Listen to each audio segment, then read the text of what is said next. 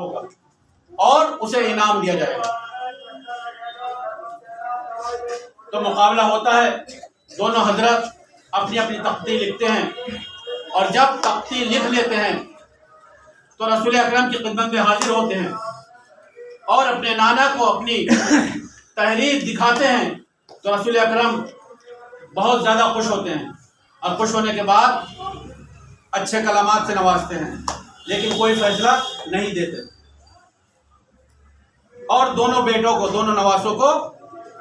مولا علی کے پاس بھیج دیتے ہیں۔ دونوں بیٹے مولا علی کے پاس جاتے ہیں، اپنی تحریر دکھاتے ہیں، مولا علی بھی اس تحریر کی تعریف کرتے ہیں، شائستہ کلمات سے نوازتے ہیں، لیکن کوئی فیصلہ نہیں دیتے۔ پھر دونوں بیٹوں کو اجازت دیتے ہیں کہ اپنی والدہ فاطمہ زہرا کے پاس جاؤ، وہی اس کا فیصلہ کریں گی، وہی فیصلہ سنائیں گی۔ تو دونوں فرزند جناب فاطمہ زہرا اپنی ماں والدہ گرامی کے پاس تشریف لے جاتے ہیں اور فرماتے ہیں کہ اے اماں، ہماری تحریر کو دیکھیے، آپ فیصلہ کیجئے کہ کس کی تحریر اچھی ہے۔ جناب فاطمہ زہرا کے سامنے یہ مرحلہ بہت سخت ہوتا ہے، کیونکہ دونوں شہزادوں کا مرتبہ اللہ کی نظر میں بلند ہے،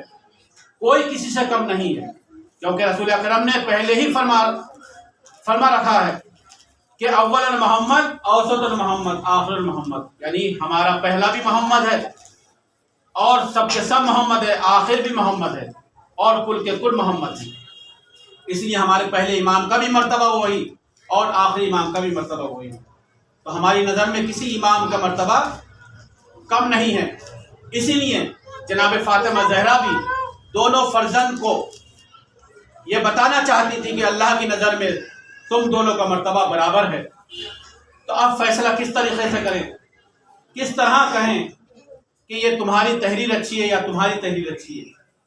تو اب بی بی فاطمہ فرماتی ہیں کہ یہ فیصلہ میں تمہارے اوپر ہی چھوڑتی ہوں، اور یہ فرمانے کے بعد فرماتی ہیں کہ میں اپنے گلوبند کا، جو میرے گلوبند ہے اس میں 7 دانے ہیں، وہ میں تمہارے سامنے بکھیر دوں گی، جو بھی جتنے زیادہ اٹھائے گا وہی جیتے گا اور وہی سب سے زیادہ شجاع ہوگا۔ جناب فاطمہ زہرا نے اپنے گلوبند کا دھاگا توڑا اور 7 دانے شہزادوں کے سامنے ڈال دیے۔ اب دونوں شہزادوں نے جلدی جلدی 3 دانے اس کے اٹھا لیے، اب ایک دانہ باقی بچتا ہے، دونوں اس دانے کی طرف دوڑتے ہیں، ادھر سے اللہ کا حکم ہوتا ہے جناب جبرائیل کو کہ اے جبرائیل جاؤ، کوئی دانہ کوئی سا بھی معصوم اس دانے کو اٹھا نہ پائے اس سے پہلے کہ تم اس کے 2 ٹکڑے کر دو۔ جناب جبرائیل فوراً اللہ کا حکم پاتے ہی زمین میں تشریف لاتے ہیں اور اس دانے کو لیتے ہیں اور اپنے پروں سے 2 ٹکڑے کر دیتے ہیں، اور جہاں 2 ٹکڑے ہوتے ہیں فوراً ایک ٹکڑا امام حسن اور ایک ٹکڑا امام حسین کو اٹھا لیتے ہیں۔ تو اب بی بی فاطمہ دونوں کو اپنی آغوش میں لے کر فرماتی ہیں کہ دیکھا کہ اللہ کو بھی تمہارا رتبہ کم پسند نہیں ہے، یعنی تم دونوں اللہ کی نظر میں برابر ہو، اور تم دونوں ہی تحریر خوشخط ہے، تم دونوں ہی شجاع ہو۔ صلوات بر محمد۔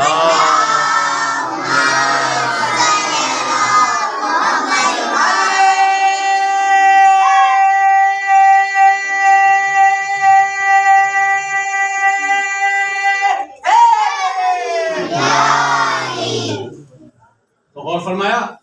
یہ ہے ہمارے معصومین علیہ السلام کی قدر منزلت اور مرتبہ، فضیلت، کہ جس کو دنیا والوں نے نہ سمجھا، لیکن جنہوں نے ہمارے ائمہ معصومین کی فضیلت کو سمجھا وہ کامیاب ہو گئے،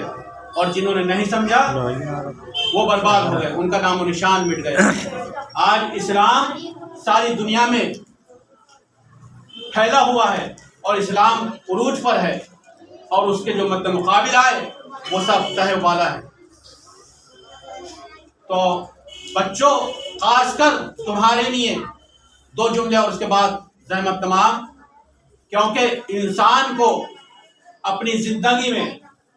ایسے ارکان کرنے چاہیے کہ جس سے کہ اللہ کی بھی خوشنودی حاصل ہو اور